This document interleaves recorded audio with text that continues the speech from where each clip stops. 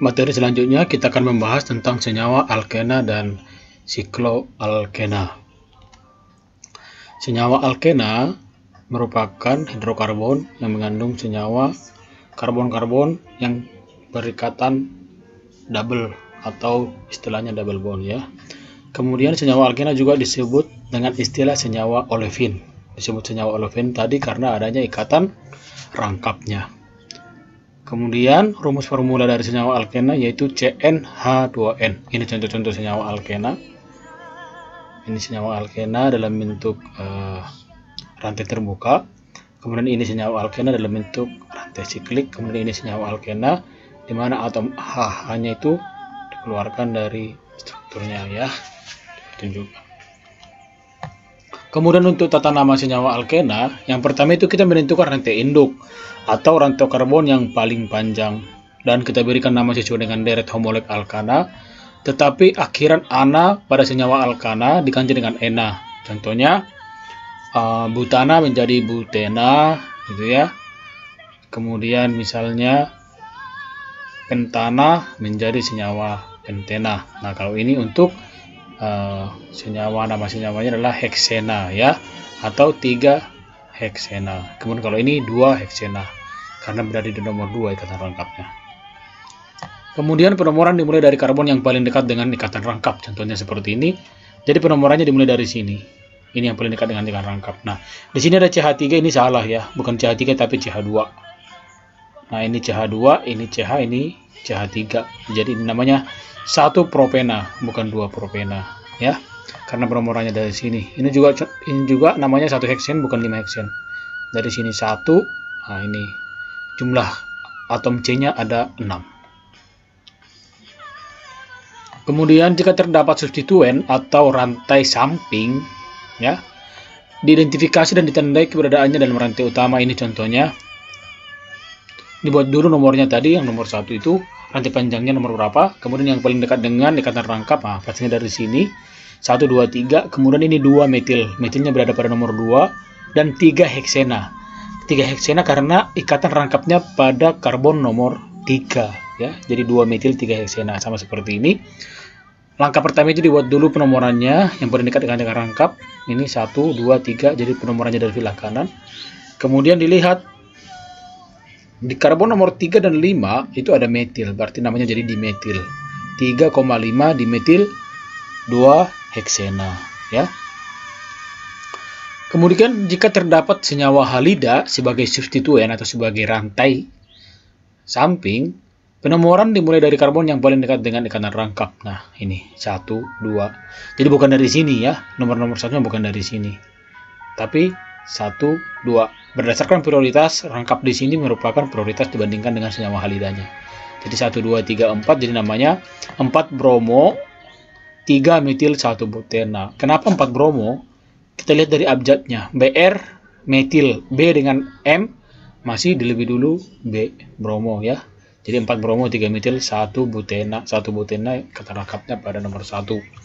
Nah, selanjutnya jika terdapat gugus hidroksil atau OH sebagai substituen, penomoran dimulai dari karbon yang paling dekat dengan gugus hidroksil, bukan dari ikatan rangkap ya. Berbeda dengan senyawa halida tadi, kalau pada senyawa halida penomoran dari ikatan rangkap. Tapi kalau ada OH atau gugus hidroksil, penomorannya dimulai dari yang paling dekat dengan gugus hidroksil. Jadi ini 1, 2, 3, 4, nomor 2 ada metil, jadi 2 metil, 1 ol, 3 butena. Atau 2 metil, 1 hidroksil, 3 butena. Sama juga seperti itu ya. Kemudian ini beberapa gugus alkenil pada senyawa alkena. Yang pertama itu metilen. Metilen seperti ini gugusnya ya. Ikatan rangkap ada, kemudian CH2. Kemudian gugus vinil, ini CH2, CH. Kemudian ada gugus alil, itu CH2, CH, CH2. Isopropenil, itu CH2, C, CH3. Ya, ini posisi iso. Itu tadi untuk gugus alkenil pada senyawa alkena. Kemudian untuk tata nama senyawa sikloalkena, ini hampir sama dengan senyawa sikloalkana. Untuk nomor satunya itu akhiran ana pada senyawa alkana atau senyawa sikloalkana diganti menjadi ena. Jadi misalnya ini sikloalkana jadi sikloalkena ya, 1 sikloalkena. Kemudian nomor 2 diberi nomor dengan substituen paling jauh dengan ikatan rangkap ya. Jadi ini nomor 1, 2, 3, 4, 5. Penomoran dimulai dari yang paling jauh dengan ikatan rangkap. Jadi bukan 1, 2, 3, bukan seperti itu ya. 1, 2, 3, 4, 5. Jadi 1 metil siklopentena. Nah, ini juga jadi 1, 2, 3, 4, 5, 6. Kita lihat di posisi karbon nomor 4 dan nomor 6 itu ada senyawa metil. Jadi 4,6 dimetil sikloheksena. Ya. Kemudian untuk isomer senyawa alkena. Ya, untuk isomer senyawa alkena ini dia isomernya 1 butena ya. Dari mana butena dilihat ini 1 2 3 4. Jadi penomorannya dari sini 1 2 3 4. Ini hanya dikeluarkan aja, dijabarkan supaya lebih gampang melihat atau supaya lebih mudah melihat ya. Sama seperti ini 2 metil propen. Dari mana nomornya? Dari sini 1 2 3. Ada 3 sehingga namanya propen atau propena. Di posisi nomor 3 ada metil, jadi 2 metil propena. Nah, ini untuk isomernya, kita lihat ada isomer cis dan trans. Cis itu yang sejajar, trans yang berseberangan. Kita lihat CH3 sejajar dengan CH3, H sejajar dengan H, sehingga namanya cis 2 butena. Jadi nomornya dari sini 1 2 3 4. Ada 4 atom C-nya sehingga namanya butena. Kemudian di posisi nomor 2 itu ikatan rangkapnya sehingga dibuat namanya menjadi cis 2 butena. Kemudian untuk yang ini trans. Trans itu menyatakan posisi berseberangan. Kita lihat di sini CH3 berseberangan dengan CH3 di sini ya. Jadi trans 2 butena namanya. Oke. Kita lanjutkan untuk momen dipol senyawa alkena. Kita tahu bahwa momen dipol ini digunakan untuk menentukan sifat kepolaran suatu senyawa ya. Semakin besar momen dipolnya, maka senyawa organik itu semakin polar. Artinya, momen dipol ini dipolari dari perbedaan nilai keelektronegatifan suatu senyawa. Kita lihat di sini ada Cl, ada CH. Nah, jadi C dengan Cl di sini dihitung, dikurangkan. Nilai keelektronegatifan Cl dikurang C sehingga didapatkan momen dipolnya 1,4.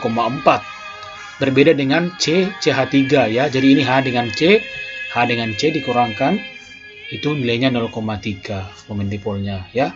Kenapa ini lebih tinggi? Karena klorin atau Cl atau golongan halida halogen itu lebih elektronegatif atau memiliki nilai keelektronegatifan yang lebih tinggi sehingga dia akan menarik elektron dari si C ke Cl.